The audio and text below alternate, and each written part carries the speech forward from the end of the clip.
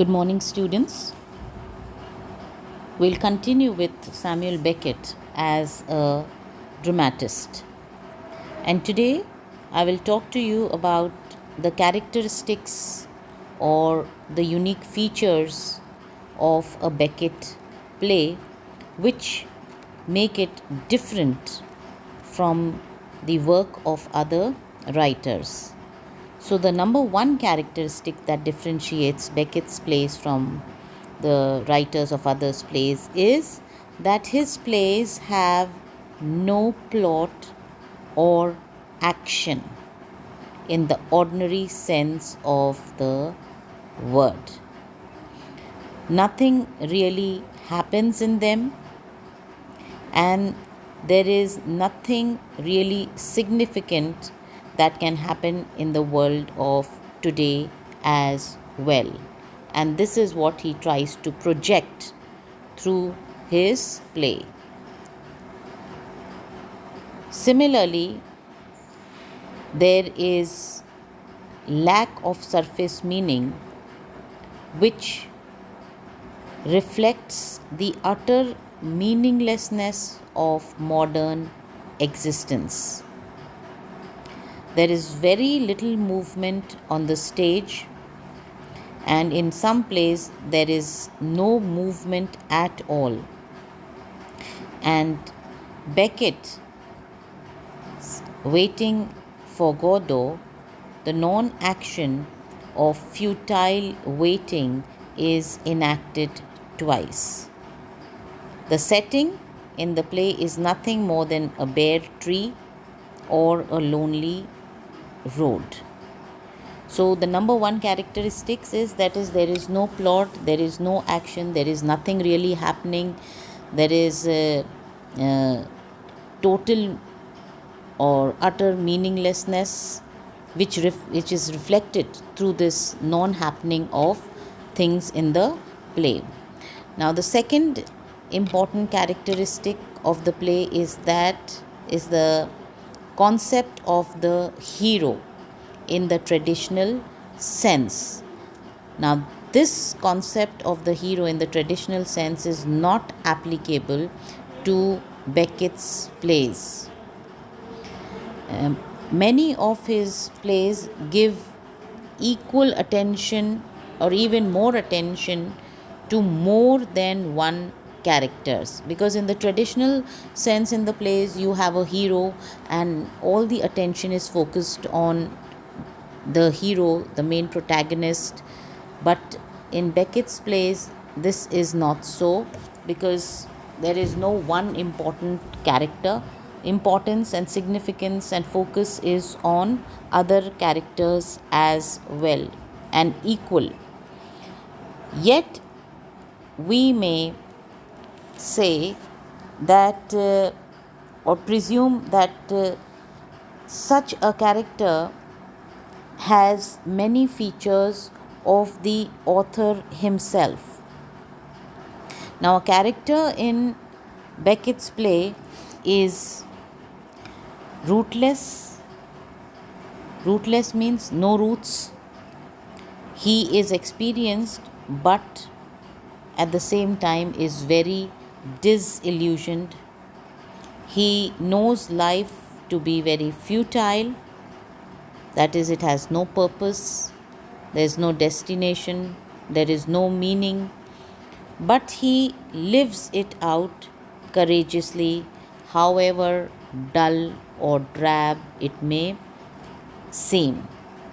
Generally, the characters are very suspicious in his plays, and the author himself is deeply concerned about the problems of life and time, and the character in the play seems shattered because he has failed to discover meaning in life in spite of desperate attempts to find it.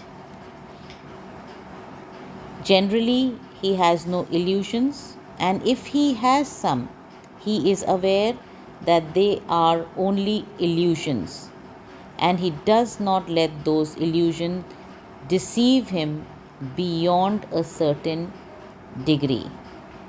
The characters in Beckett's plays, they bring out Beckett's chief concern. And what is that chief concern? That chief concern is to depict the bleak human situation on this barren planet and puncture all shams and pretenses.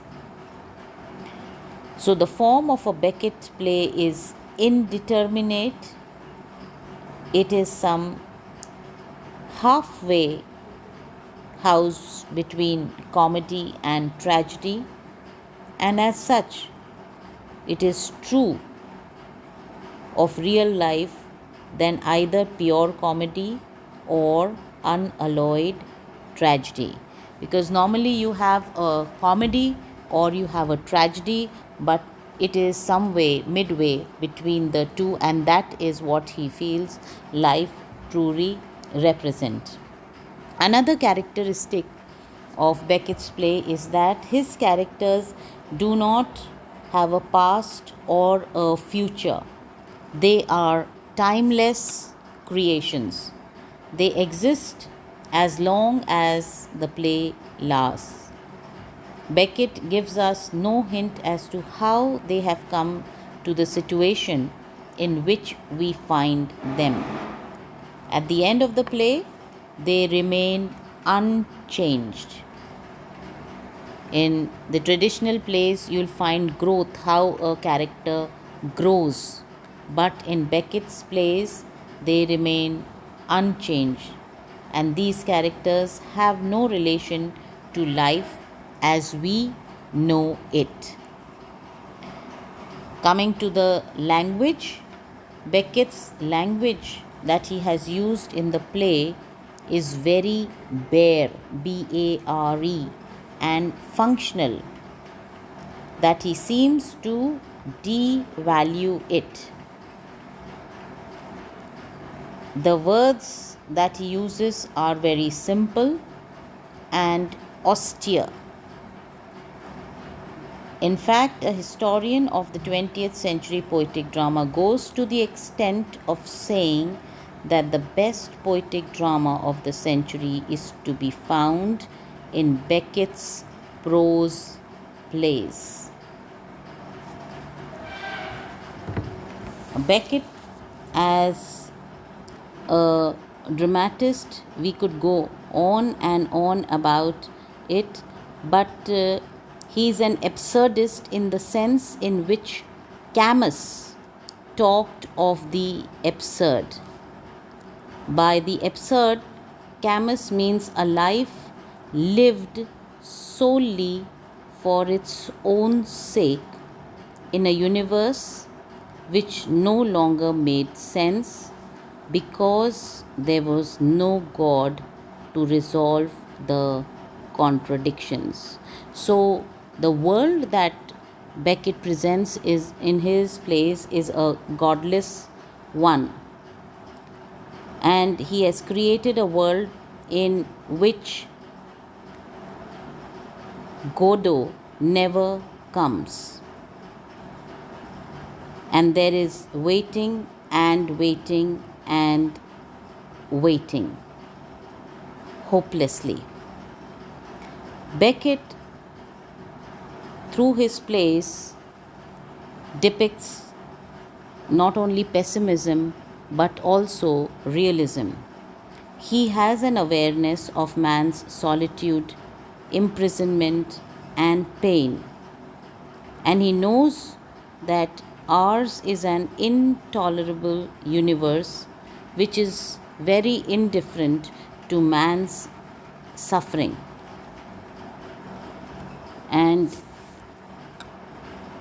the world in which Beckett begins to write is one in which there is no unity, there is no clarity, there is no rationality, no hope, and where man feels himself very alone and a stranger in a place which itself will one day cease to exist. Samuel Beckett has confessed his special concern with human impotence. He strips his characters of the normal human equipment and property and status or physical strength, which you normally get to see in the other characters in traditional plays. But here he makes them devoid of these, and he makes man aware, for instance, in Waiting for Godot, how lonely and homeless man is. The true tramps that are there in the play, Estragon and Vladimir, have no home, they have no locale, but they seem unaware that they have no home. Man's identity, his limitations, and his place in the universe are an issue in Beckett's plays. So, in conclusion, we can say that it would be very safe and accurate to place Beckett with the dramatists of the absurd, and his plays, particularly Waiting for Godot, has all the characteristics of the theatre of the absurd. And all art to him is complex and difficult, but according to Beckett, art has nothing to do with clarity, and the purpose of his art is not to explain but to contemplate.